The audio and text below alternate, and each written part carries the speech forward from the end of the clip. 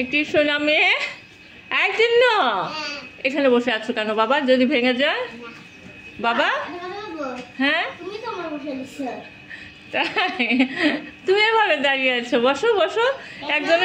একজনের টেবিলের উপর বসে আছো আর একজনের দাঁড়িয়ে আছো।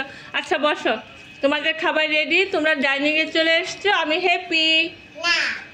বাবা প্লিজ বসো। আচ্ছা বলো তো, তুমি এই যে আমি যে রান্নাগুলো করেছি, তুমি কি এই খাবারের আইটেমের নাম বলতে পারবে? না না না, আমি আর আমার সোনাকে অসম্মান করবো না। আচ্ছা তুমি বসো, আমি তোমাকে ইজি ইজি ভাবে জিজ্ঞেস করি। বলো তো এটা এই খাবারটার নাম কি? ভাত। আচ্ছা এই খাবারটার নাম কি? কি মাংস? এই মুরগির মাংসটা আমি কার জন্য রান্না করেছি? তোমাদের দুজনের জন্য। এই মাংসটা আমি রান্না করেছি দাদা ভাইয়ের জন্য ঝাল ছাড়া, আর এটা আমি রান্না করেছি তিন্নু সোনার জন্য, অনেক ঝাল দিয়েছি। একদিনও তুমি ইজি ভাবে বসো। তারপর হচ্ছে কি, আমার সোনা ছেলে লেবু দিয়ে ডাল খেতে খুব পছন্দ করে, তাই না? এর জন্য দাদা ভাইয়ের জন্য ডাল রান্না করলাম।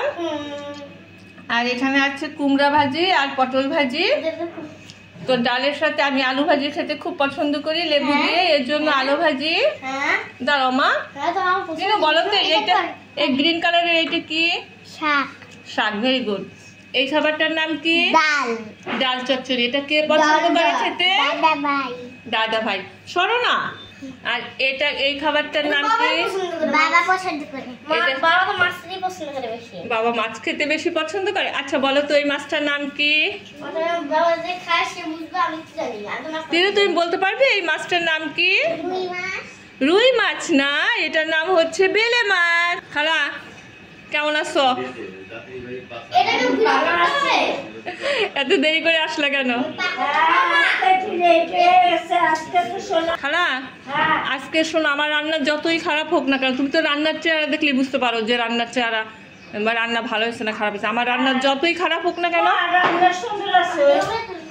তাহলে তুমি খেতে চাও না কেন আমার বাসায় সেটা বলো।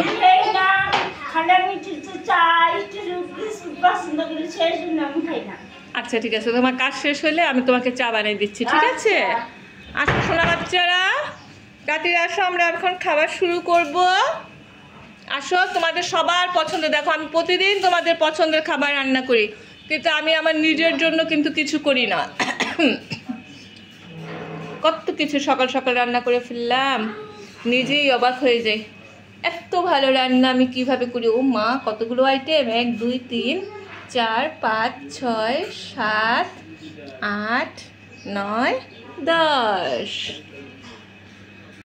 এই তোমরা বাথরুমে লুকাচ্ছ কেন? খাবারের ভয়ে 2 ভাই বোন বাথরুমে যেয়ে লুকিয়েছে। খালা এই ওদের ভাত খেতে হবে। এই শুনো, দেখো ভাত খাওয়ার ভয়ে 2 ভাই বোন বাথরুমে যেয়ে লুকাইছে। তাহলে কিসের জন্য লুকিয়েছ?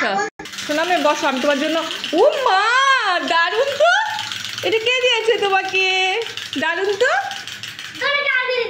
আচ্ছা আমি এটা বুঝি না, সকাল সকাল উঠে যার যার গাড়ি ঘোড়া নিয়ে বসে গেছে, এগুলো কি?